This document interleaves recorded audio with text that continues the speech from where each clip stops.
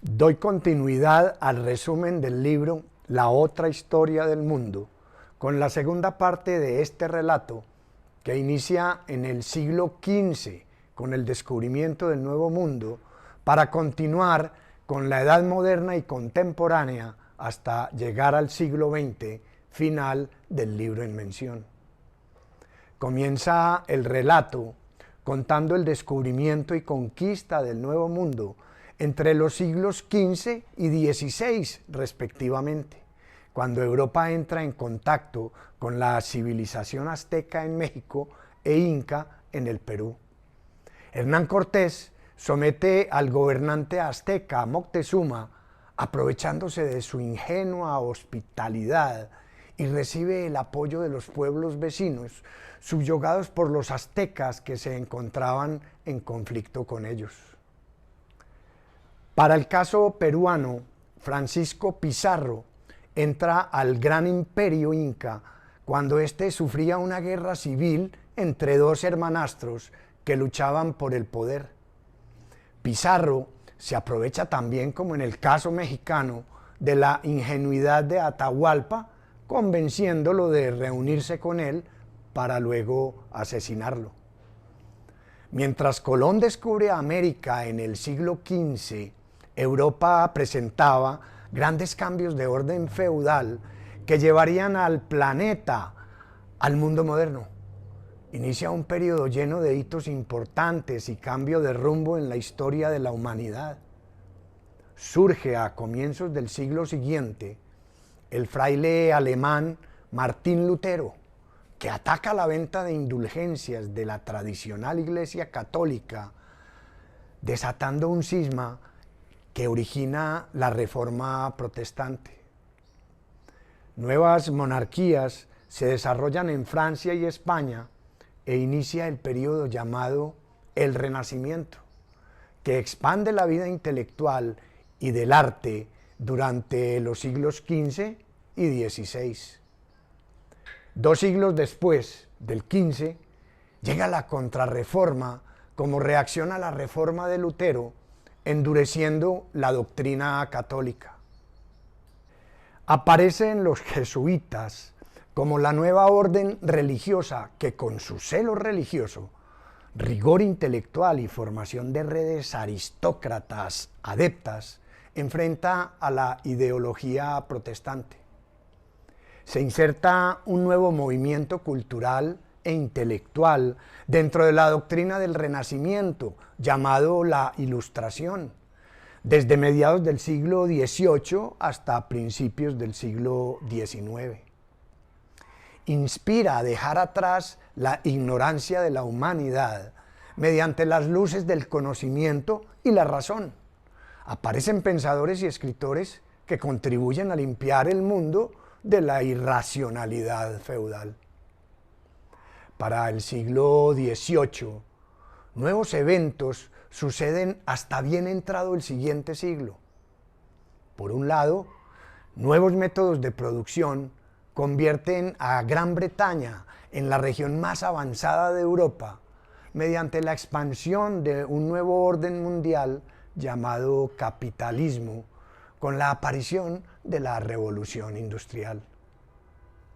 Grandes innovaciones que cambian la forma como los seres humanos producían mercancías aparecen en el escenario mundial. Máquinas de vapor y una nueva metalurgia que permite la fabricación de herramientas de acero dan comienzo a nuevas fuentes de energía para incrementar la producción. Por otro lado, se da la ruptura política y declaración de independencia de las colonias americanas con Gran Bretaña, resultado de la imposición de impuestos onerosos a sus colonos, originando el paso a una sociedad nueva. Ideas de igualdad y libertad humana sirven de ejemplo a muchos seguidores de la Ilustración europea, llegando así a otro punto de inflexión histórica con la Revolución Francesa, dando paso a la Edad Contemporánea.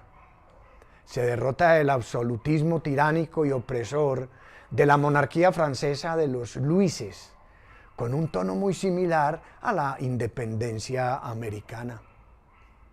Francia se declara república, pero pronto regresa a una nueva monarquía y entra a un estado de bancarrota con exigencia de nuevos impuestos que conducen a una política de terror en un ambiente de horror y confusión.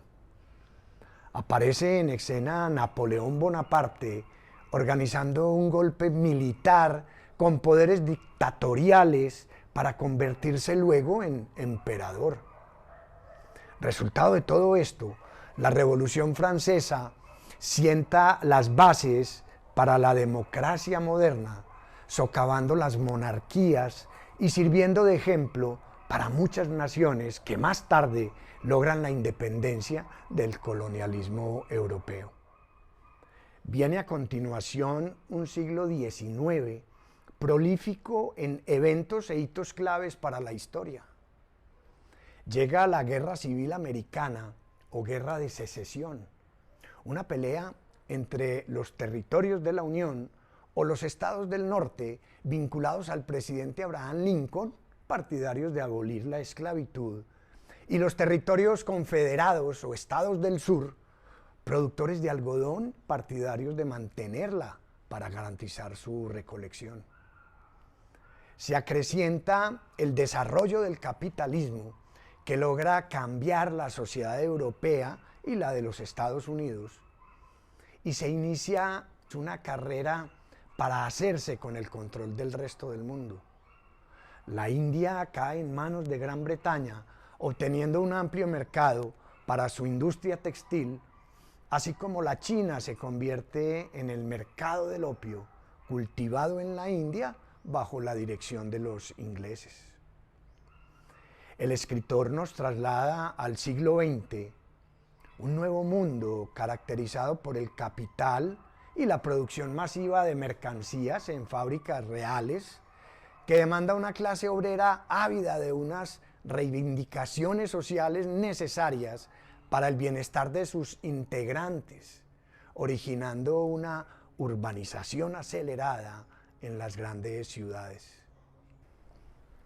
Buscando la necesidad de expandir mercados y consolidar el capitalismo, las principales potencias imperialistas inician una serie de alianzas para consolidar su sistema económico, unas alianzas que conducen a la Gran Guerra, conocida luego como la Primera Guerra Mundial. En medio de esta guerra llega la Revolución Rusa, que instaura el primer Estado comunista del mundo, con un partido bolchevique a la cabeza de Lenin. Pretende encontrar una transformación radical de la sociedad con la dictadura del proletariado, en un país aún con vestigios medievales, feudales. En una Rusia incapaz de extender la revolución a Europa, llega Stalin al poder y convierte el bolchevismo en un estalinismo de terror. El mundo entra a una etapa de conatos revolucionarios tras la Primera Guerra y la crisis económica que la siguió. Se enfrenta a los que desean una socialdemocracia que garantice una mejor redistribución del ingreso. Al inicio de la tercera década del siglo XX, nace en Italia el primer movimiento que ataca a la izquierda y los sindicatos, con la creación del fascismo. Con Mussolini a la cabeza, se transforma Italia en un sistema totalitario, causando gran admiración en otras partes de Europa, como España y Alemania. Entre el final de la Primera Guerra y el comienzo de la Segunda, llega un periodo de entreguerras. Aparecen grandes inventos de uso masivo y Estados Unidos surge como la gran potencia del mundo. Emerge el jazz como fusión folclórica euroafricana y llega el famoso sueño americano en medio de un escenario de compra y venta de acciones hasta límites nunca antes vistos, Pero la bolsa de valores de los Estados Unidos se reduce a 1/3 de su valor y comienza la famosa crisis del 30. Gran cantidad de personas pierden los ahorros de toda su vida y el mundo entra en una depresión mundial. El sistema capitalista entra en duda en beneficio de un socialismo concentrado en Rusia que edifica poco a poco un Estado con monopolio capitalista y control absoluto de la economía. Alemania entra en crisis a un camino ideológico diferente. El Partido Nacional Socialista o Partido Nazi es liderado por Hitler, quien atrae a una clase media que en unión con la clase trabajadora lo apoya electoralmente. En un ambiente de depresión económica, convence a los líderes industriales y a la clase alta de evitar las condiciones impuestas por el Tratado de Versalles.